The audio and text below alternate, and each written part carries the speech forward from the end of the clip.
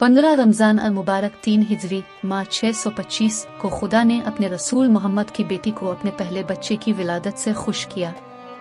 मोहम्मद मुस्तफ़ा सल्लल्लाहु अलैहि वसल्लम खुशियाँ बखेरते हुए आए।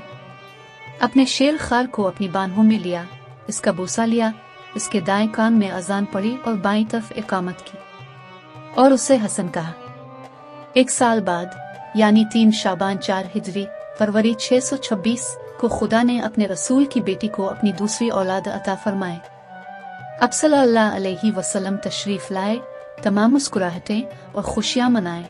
शेर खार बच्चे को अपनी बाहों में लिया, इसका बोसा लिया, इसके दाएं कान में अजान पड़ी और बाईं तरफ इकामत दी और इसे हुसैन कहा। इन दोनों शहजादों में से हर एक की पैदाइश मोहम्मद के लिए बेपनाह खुशी का मौका था। इसने उन्हें खुदा की अजीम नेमतों में शुमार किया और उनके लिए इसका शुक्र अदा किया।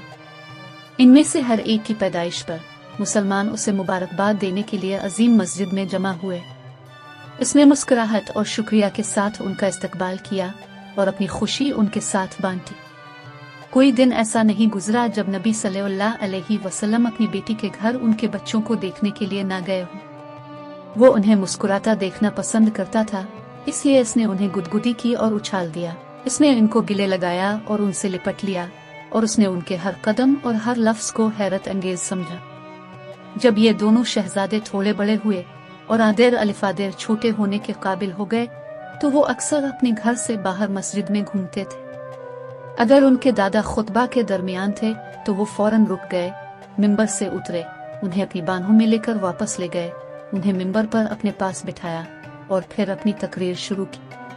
अगर वो अवामी नमाज की इमामत कर रहा था और सजदे में था, अपनी पेशानी जमीन पर रखकर दोनों बच्चे अक्सर इसकी गर्दन और पीठ पर चढ़ जाते थे। अब सल्लल्लाहु अलैहि वसल्लम ने सजदा को लंबा करने को तरजीह दी बजाय इसके कि वो उन्हें परेशान करें और सजदे से इसी वक्त उठे जब वो आपकी गर्दन और पीठ से अपनी मर्जी से उतर जाएं। अगर वो अपने घर या मस्जिद से बाहर जाता तो वो इसके कंधों पर सवार होते। मदीना के लोग उन्हें रसूल अल्लाह के कंधों के सवार कहते थे। वो अपने वालिदैन से कहीं ज्यादा इससे वाबस्ता थे। मोहम्मद पैगंबर इस्लाम इससे ज्यादा खुश नहीं थे जब वो हसन और हुसैन के साथ थे। वो इसकी आंखों के सेब थे और उसके दिल की खुशी, और सिर्फ उनकी सोबत में इसे हकीकी और कामिल सुकून मिला। वो उनके साथ छप छुपा कर खेलता था और अगर वो दूसरे बच्चों के साथ खेल रहे होते तो वो उनके पास सिर्फ उनके कहकहों की आवाज सुनने के लिए ठहर जाता। इनकी खातिर वो रियासत के अहम उमूर को भी मुलतवी कर सकता था।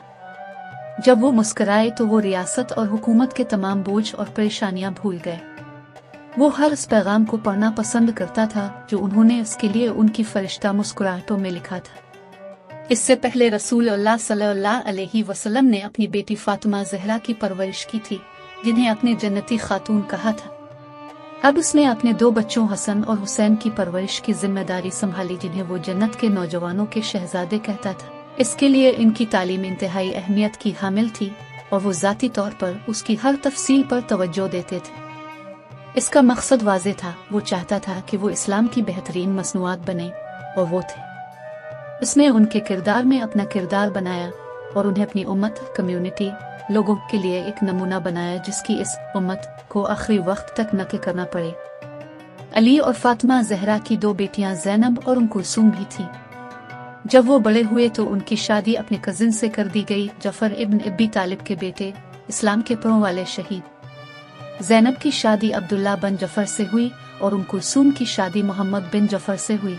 हसन, हुसैन, ज़ैनब और उम कुलसूम चारों बच्चों को उनके दादा मोहम्मद मुस्तफ़ा रसूल खुदा ने पाला था और उन 5 की जिंदगी के सबसे खुशगवार दिन वो थे जो उन्होंने गुजारे।